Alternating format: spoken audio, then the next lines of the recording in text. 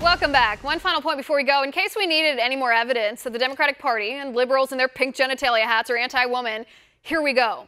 Why should we trust a party that tells us they champion women when that party, the Democratic Party, actively covers up for sexual abusers? People, this is not new. The Democratic Party is the party of Bill Clinton. Are you really trying to tell me Bill Clinton's party respects women? Well, I have 3 points for you. Cigars, Oval Office, and an $800,000 payout to Paula Jones.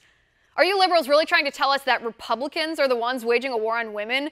When the darling of the liberal left, a man who placed himself at the forefront of the Me Too movement, marching with the Women's March, also brutally beat 4 ex-girlfriends and made them act like his sex slaves? This is why I didn't trust, from day one of this whole thing, I didn't trust the liberal politicians or the liberal media talking heads who rushed to show us how virtuous they were. To call out Mike Pence, of all people, for being a misogynist? It's called virtue signaling, and newsflash, people who virtue signal a lot of times are guilty of whatever they're accusing other people of doing. The Democratic Party is not the party of women. The Democratic Party is the party of Planned Parenthood, who targeted Kellyanne Conway on Twitter after Conway called out New York Attorney General Eric Schneiderman for his abuse of women. Planned Parenthood said, "Kellyanne, delete your account." Why? Because Kellyanne is a conservative woman who's pro-life?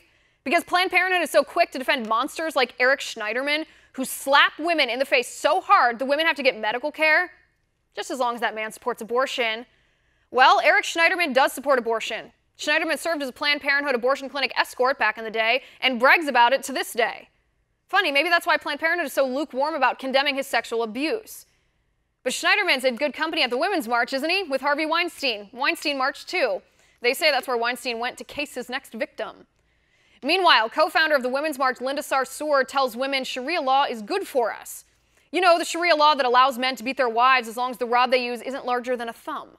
Allows men to kill their daughters if the daughters shame the family. Allows men to stone women to death if that woman is raped. Forces young girls to be married to older men against their will.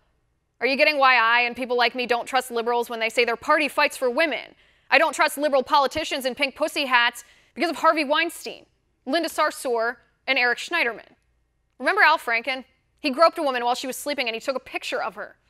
Remember when the California state legislature lost its Democratic supermajority because Democratic members were expelled for sexual harassment? Ann Romney, the mother of 5, never worked a day in her life, liberals told us. Do you call that respect for women's choice? If you're pro-life, you're not a real woman, the Women's March told us. Are liberals telling us how to be women now? See, this is the crux of the matter. How can a party that abuses women from the time they're in utero, abuses women when they face unplanned pregnancies, tells women the only way to be successful is to abort that child? A party that encourages young women to be sexually promiscuous, even though studies show that the longer you wait to have sex, the more successful and stable you are, and that those who keep sex inside a monogamous marriage are more sexually fulfilled.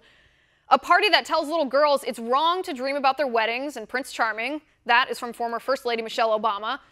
This is the same party that boasts a former presidential candidate who told us young women we should vote for her because we both have lady parts.